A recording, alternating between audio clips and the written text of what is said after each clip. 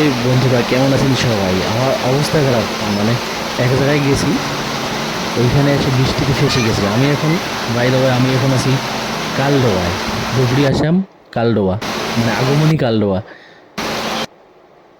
আমি যেদিনে বাইক নিয়ে আসি সেদিনে ফেসে যাই।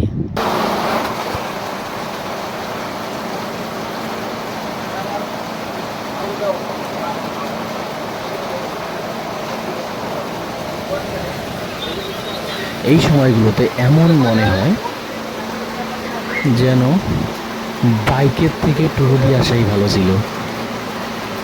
কারণ বৃষ্টির দিনে টোটোতে কোনো অসুবিধা হয় না, কিন্তু বাইকে অনেক অসুবিধা হয়। এখন কিছু করার নেই।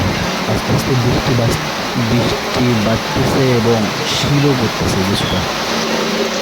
দেখি কতক্ষণে বৃষ্টি ছাড়ে, ওয়েট করা ছাড়া আর কিচ্ছু নেই। নইলে ভিজে বাড়ি যেতে হবে। এটা 1 তারিখের, 1 এপ্রিলের।